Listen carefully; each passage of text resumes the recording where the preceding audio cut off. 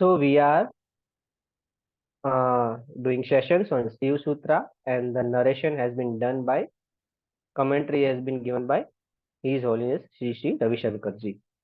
The first chapter of Shiv Sutra is the mind facing inward is always happy. Hindi में कहते अंतर्मुखी सदा सुखी. यस्य निश्चित वेदयो वेदेभ्यो अखिल जगत निर्मम तमः वंदे विद्यतीर्थ Maheshwara. In order to fly a kite and guide it from the ground, we need a thin thread. While this thread stays on the ground, the kite soars in the air. That thread is a sutra. Likewise, for our life to soar higher and expand into the vastness of infinity, what is needed? We need a sutra that acts as a link between earth and sky, between humanity and divinity. Panini describes a sutra as अल्पक अरमस दिग्ध सर्वत विश्वतो मुख अष्टो भामान वद्या का सूत्र सूत्र विदो विदु. Means a sutra is described as that which contains the essence and expresses the full meaning in a few words. The nature of the sutra we hold on to decides the direction and the quality of our life. In everyone's life, there is some spark of goodness or auspiciousness. We should reflect whether we are holding on to the good and positive or misfortune and negativity. Regardless of which part we tend to focus on, if we search, we can definitely find happiness, pleasure, and fortune in some measure. Yet, if you look now, this is not the case. Actually, there is so much that is positive. Life is made up of 80% positivity and only 20% negativity. The part that causes problems, yet we make this 20% into 2000%. Usually we cling to the negative. तो शुरू में सूत्र का मतलब समझाया गया है कि जैसे एक पतंग को आकाश में उड़ने के लिए एक डोर की जरूरत पड़ती है, तो इसी तरह जो हमारे संस्कृत में जो सूत्र कहा गया है, उस सूत्र का मतलब भी धागा है. तो जैसे एक पतंग को आकाश में उड़ने के लिए धागे की जरूरत है, इसी तरह हमें मानवता से दिव्यता की तरफ जाने के लिए या अपनी पतंग को उतनी ऊंची उड़ान भरने के लिए एक धागे की जरूरत होती है. इसी को सूत्र कहते हैं. और पनिनी कहते हैं कि कम शब्दों में जो पूरा सार समझा दे उसको सूत्र कहते हैं. अब गुरुदेव कहते हैं कि हम कौन से सूत्र को याद रखते हैं या कौन से सूत्र पर निर्भर करते हैं, वह सूत्र हमारे जीवन को दिशा देता है. तो जनरली क्या होता है कि हमारे जीवन में 80% तो सब कुछ अच्छा होता है, 20% ही कहीं कुछ गड़बड़ होती है. पर मन का स्वभाव है उस 20% पे चिपक जाना और उसी को बहुत बड़ा स्वरूप देके उसको 200 गुना बढ़ा देना. तो सूत्र क्या करते हैं, हमें एक दिशा देते हैं ताकि हम अपने जीवन में सकारात्मकता को ढूंढ पाए. आगे, in every life some good must have happen, but the nature of mind is that it ignores everything positive and clings only to the negative.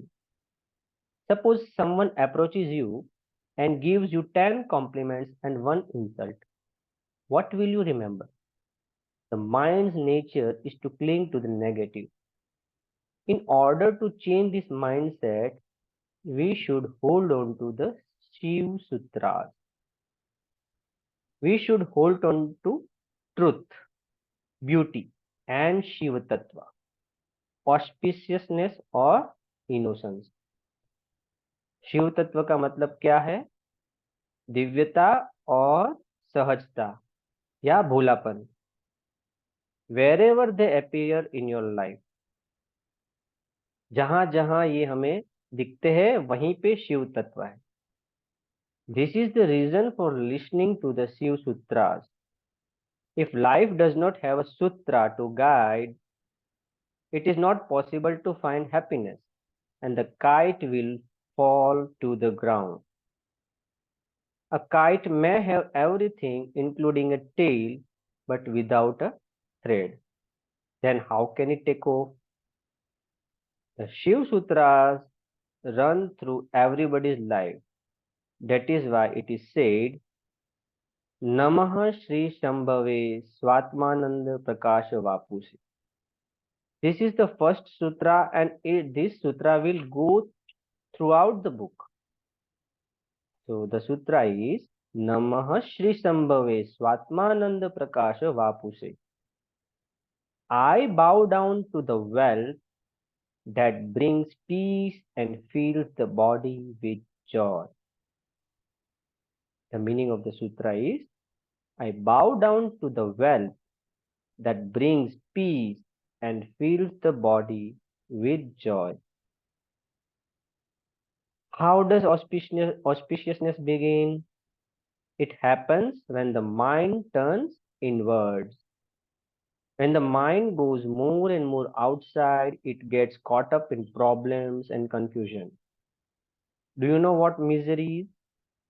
Misery comes when the mind gets caught up in the world and forgets itself. Happiness can be described as remembering yourself. तो यहाँ पे क्या कहा गया है कि मैं जो सूत्र है उसका मतलब ये है कि मैं उस धन को मैं नमन करता हूँ जो मेरे जीवन में शांति लाती है और मेरे पूरे शरीर में आनंद का प्रस्फुरण करती है। और दुख कब आता है? जब मन बहिर्मुख रहता है, दुनिया की ओर दौड़ता है, तो फिर वो कंफ्यूजन में चला जाता है, प्रॉब्लम में चला जाता है। इसका मतलब है कि जब दुनिया की ओर जाता है तो कहीं ना कहीं वो अपने आप को भूल जाता है, अपने सोर्स को भूल जाता है, इसीलिए वह दुख पाता है। सपोज अ क्लोज रिलेटिव और friend visits after a long time. You prepare sweets, arrange everything nicely to welcome them, and go to the railway station with a bouquet of flowers to greet them. You eagerly look for them, checking whether or not the train is running on time and whether they have arrived. How do you feel when you finally meet them? Thrilled. The mind instantly blossoms. Where there is no eagerness and anticipation, there is less love. So, eagerness and anticipation is equal to love. The mind naturally flows towards that which you love. When you are with a dear friend, your mind stays with you and does not wander elsewhere. Observe that when you are joyful, you become one with yourself. Your nature is joy, and this is the reason you experience joy. हमारा स्वभाव ही आनंद है, और जब जब हम आनंद का अनुभव करते हैं, हम अपने साथ होते हैं, अपने स्व के साथ होते हैं। If you read the word mana, meaning mind, in reverse, it becomes nama. When people visit various temples and pray, they say nama. What does it mean? When the mind turns inwards, it is nama. But when the mind goes outward, it is mana. तो ये मन का स्वभाव है, उसका ध्यान बाहर की ओर रहता है, इसीलिए मंदिरों में हम नमः बोलते हैं। मन का उनका उल्टा है नमः। तब मन अंदर की ओर ध्यान देता है। What attracts the mind outward? It is prosperity, wealth, success and beauty. The sight of anything beautiful draws the mind towards it, whether money or fame. The mind gravitates towards it. The whole world revolves around only one thing, and that is Shri, or prosperity. Yearn for knowledge, yearn for happiness, yearn for beauty, wealth, success, advancement. Whatever you long for, it is only for one desire, and that is Shri. However, the more intensely people long for it, the more difficult it is to attain. That is why everybody wears such long faces as if everything were shrouded in misery. So, यहाँ पर कहते हैं कि सबको क्या चाहिए, मन का नेचुरल स्वभाव क्या है, वो धन की ओर, प्रसिद्धि की ओर अपने आप जाता है, सुंदरता की ओर अपने आप खींचा चला जाता है। और इसको ही हम श्री कहते हैं, लक्ष्मी कहते हैं। श्री यानी लक्ष्मी। तो जी पर क्या होता है कि जितना intentionally not intentionally but intensely, जितना मतलब कि जितना तीव्रता से लोग इसके पीछे भागते हैं, उतना ही ये पाना कभी कभी मुश्किल हो जाता है। This is why Buddha concisely said, desire is the root cause of misery. Go anywhere and look at what the people talk about, and you will find that it is all about Shri. Go to any chamber of commerce or film industry meeting, and what do they discuss? But ways to become rich and famous. That is Shri. Or go to any legislative body and they talk about political power. Even that is Shri. See, here Gurudev or anybody is not telling that, not condemning these things, but making us aware what is Shri and what the mind is going towards. We must be aware about it. The whole world revolves around Shri. But how do we acquire it? Even if we do get it, it will turn out not to be satisfying. If one is to find Shri, one mind must turn inwards. So, तो किसी को भी अगर लक्ष्मी मतलब श्री की जरूरत है, तो उसका एक ही रास्ता है कि उसका मन अंतर्मुखी हो जाए। Real wealth is with in us. When we are in state of nama, when we are introspective, we find Shri, and true wealth is born. Real wealth is within us. And when we turn inwards, we can access real happiness and pleasure. Although the richest of the rich may smile outwardly, peep into their minds, and you will not find any cheerfulness or contentment. Without satisfaction, what is the use of such a life and such wealth? It is nothing but worry, worry, and to die with worry. What kind of Shri is that? What kind of wealth is that? Sometimes people do gain wealth and fame, but even that is followed by problems. Once, when one of our ex-prime ministers met me, he confessed, "Before in summer, I used to sleep outside the house on a cot. Now you can see 50 people around me and security all over. Now I am a prisoner, more so than the actual prisoners in Tihar jail." तो ये कहा किसने? एक ex prime minister ने गुरुदेव से कहा कि पहले तो मैं घर के बरामदे में भी सो जाता था, लेकिन अब ऐसा होता है कि 50 लोग मुझे घिरे रहते हैं, इतनी सिक्योरिटी होती है, कभी कभी लगता है कि सबसे बड़ा कैदी मैं ही हूँ। तो फिर ऐसी प्रसिद्धि, ऐसी वेल्थ जो आपको चैन से ना सोने दे, जीने दे, वो किस काम की, ये हमें पता ना लगाना। So now the first word Gurudev explains, Sambhave. Wealth and prosperity should bring peace. However, many times one acquires wealth and many problems follow it. Quarrels start between parents and children and between husband and wife. If you examine the pending court cases, you will find that 75 to 80% of the cases arise out of disputes over money. Most of the conflicts between people happen over money, is it not? Even if we were to gain so much wealth, what is the point? While we do need money, along with wealth, we also get diseases like stomach pains, ulcers, diabetes, heart attack, etc. Once a man won 10 lakhs in a lottery.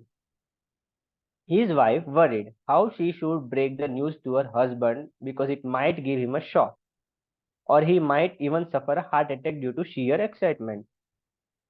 So she went to a priest. He said, Priest said, Don't worry, I will come with you and together we will give him the news. So the next day, he went to their house and asked him, My child, now this priest is telling to husband, My child, suppose by the grace of God, you were to win 10 lakh, what would you do with it? The man answered, I would give half of it to the church, father. No sooner the priest heard this, he had a heart attack. So this is a joke. So what does it mean? The priest who himself came to console the man, he too was attached to the money. So this is like that everybody is running behind Sri, that is wealth. Wealth should bring peace. What is the purpose of wealth? It should bring peace. Being wealthy should not bring arrogance, hostility, jealousy, disgust, or boredom. Many times when you receive a gift from someone, your state of mind changes as soon as you receive it. Have you observed this? When you receive certain things, you receive not only the gift, but the intention along with the gift. That is the reason why in the past, people accepted things from others only after careful observation. If they did accept, then they would immediately give a gift in return. An old saying says, why should we take others' things that we do not want? It is because such wealth might bring peace or disturbance. Nobody wants a disturbed mind. Today we have completely forgotten this tradition. However, there is one thing we did in the past and continue to do today when we celebrate weddings, religious ceremonies, and other rituals. Whether on happy or sad occasions, we invite guests for food, and after food, we give them each 1 rupee as dakshina or offering. This practice is more prevalent in villages. Do you know the reason behind this? This is to express gratitude to the guests for attending the ceremony and eating the food. The belief is that the guests have given them peace, and in this way, certain negative karma leaves and positive karma is restored. Sri Sambhave, wealth should be peaceful. Swatmanand, filled. Swatmanand, Swa Atma Anand, filled with bliss, having a cheerful state of mind. There are some people who do very good acts but do not have peace and joy. Instead, they are very serious and have long faces. If the world is serious, it cannot be enjoyable. It will be dry and dull. Look at children. They are not serious. They are happy. What kind of happiness do they have? Swatmanand Prakasha Vapuse. Happiness overflows from their bodies. They send out vibrations full of joy.